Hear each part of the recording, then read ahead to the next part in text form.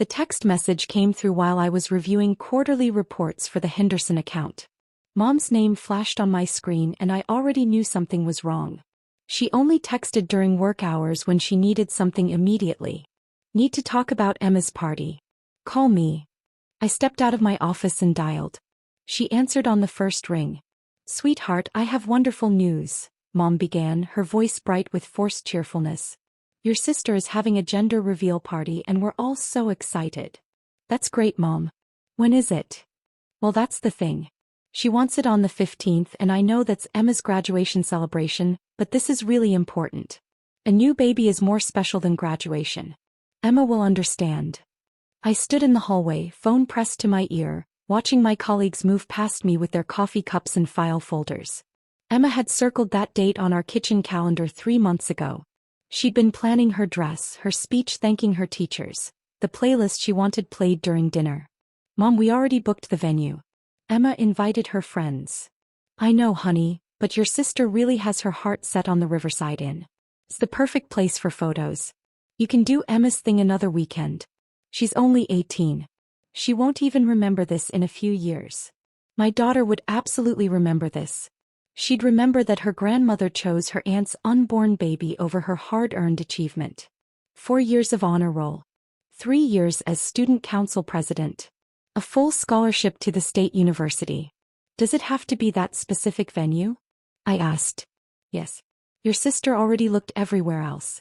Everything's booked. Please, just this once, put family first. I thought about arguing. I thought about listing all the reasons why this was unfair. Why Emma deserved this celebration, why my sister had months to plan and shouldn't get to hijack Emma's event. But I'd learned years ago that arguing with my mother only made things worse. I'll handle it, I said. Oh, thank you, sweetheart.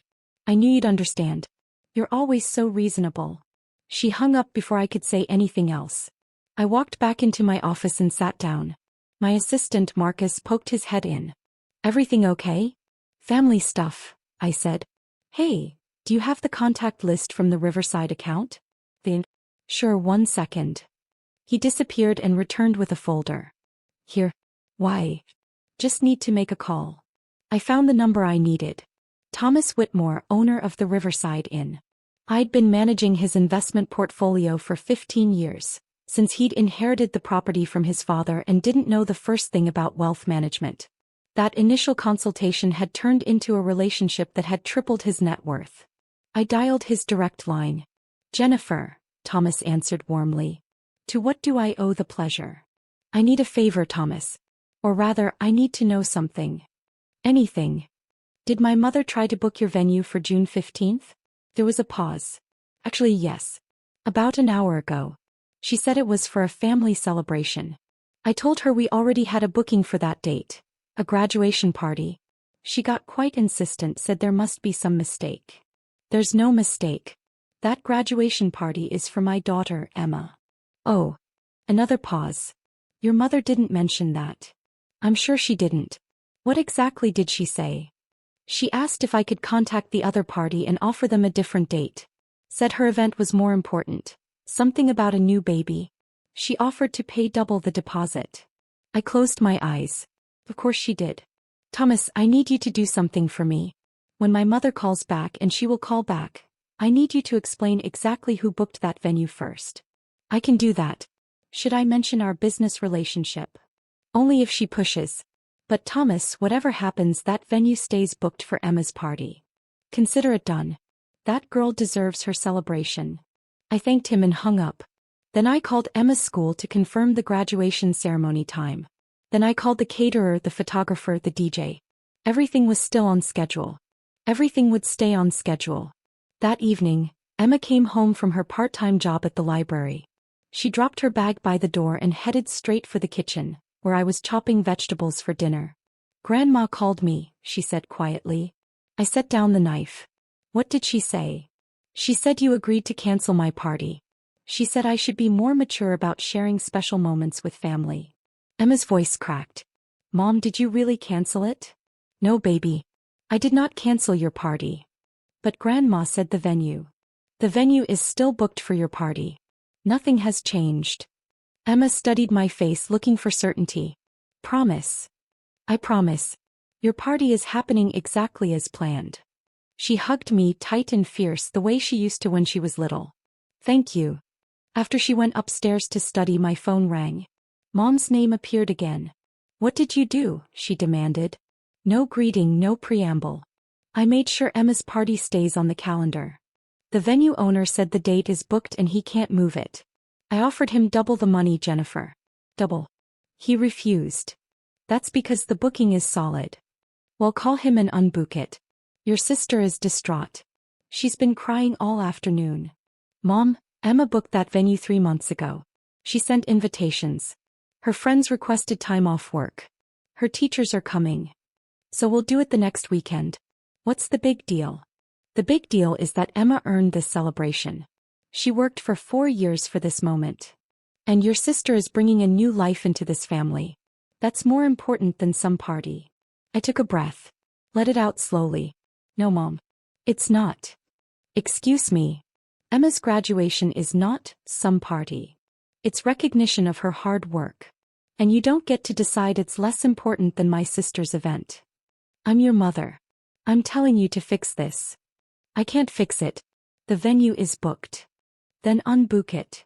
I can't do that either. Why not? Her voice went sharp with suspicion. What's really going on here? Nothing is going on. The venue has a booking. That's all. Jennifer Marie, if you don't fix this right now, there will be consequences. What kind of consequences? Your sister is my daughter too. If I have to choose between supporting her big moment and yours, well, you're making that choice very easy. She hung up. I sat at the kitchen table listening to Emma's music drifting down from upstairs. Some pop song about being strong. I thought about all the times I'd smoothed things over, kept the peace, been the reasonable one. Not this time. 2 days later, my sister called. Her voice was careful, measured. Mom told me about the venue situation. Did she tell you it's Emma's graduation party? Silence. Then, no. She said there was a scheduling conflict with some work event of yours. It's not a work event. It's your niece's graduation celebration. She's had it booked for 3 months. I didn't know that. Mom said the venue was available and that you were being difficult about sharing it. Your gender reveal sounds wonderful and I'm happy for you. But Emma's party was scheduled first. My sister sighed. Look, I don't want family drama. Mom's been calling me every few hours about how you're ruining everything. Can't we find a compromise? What kind of compromise? Maybe combine them? A dual celebration. I thought about that. Emma's formal dinner with her teachers and academic mentors, mixed with a gender reveal covered in pink and blue decorations. Emma's carefully curated playlist interrupted by baby-themed games. That won't work. Why not? Because Emma deserves her own day.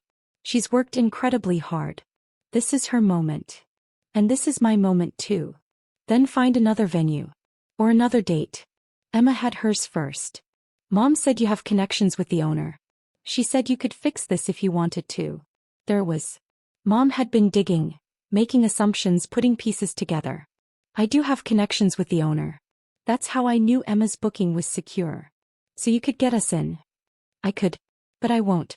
Emma's party stays as scheduled. My sister's voice hardened. You always do this. You act all noble and protective, but really you just want to be the favorite. This isn't about being the favorite. It's about honoring commitments. Fine. But don't expect me to come to Emma's little party. She hung up. The following week, Mom stopped by my house unannounced. I was working from home, taking video calls with clients. She let herself in with the key I'd given her years ago for emergencies. We need to talk, she announced, standing in my home office doorway. I muted my microphone and told my client I'd be right back. Then I followed Mom to the kitchen. This has gone on long enough, she said. Your sister is extremely hurt. The family is falling apart over your stubbornness. The family is falling apart because you tried to cancel Emma's party without asking me first. I'm asking you now. Call the venue. Make this right. No. Jennifer. Mom, stop. The answer is no. Emma's party is happening. If my sister wants a gender reveal at the Riverside Inn, she can book a different date. There are no other dates available this summer. Then she can choose a different venue. There are dozens of beautiful places within 30 miles. Mom's face flushed. You know what your problem is? You never learned to share. Even as a child, everything had to be yours. Your toys, your space, your attention. This isn't about sharing. This is about respect. Respect? You're disrespecting your entire family. I'm protecting my daughter. From what? From having to share one day with her aunt's celebration? From learning that the world doesn't revolve around her. I stood up. You need to leave now. Don't you dare. Mom, leave. We'll talk when you're ready to be reasonable. She stared at me shocked. Then she grabbed her purse and stormed out. The door slammed hard enough to rattle the windows. That evening, Emma found me on the back porch. She sat down beside me on the steps. Grandma's really mad, isn't she? Yes. Is it because of me? It's because of her. Not you. Maybe I should just tell her it's okay. That we can move the party. I turned to look at my daughter. Do you want to move the party? No. But I don't want you fighting with Grandma either. Sometimes standing up for what's right means people get upset. That's okay. You're worth standing up for. She leaned her head on my shoulder. Thanks, Mom. June 15th arrived sunny and warm.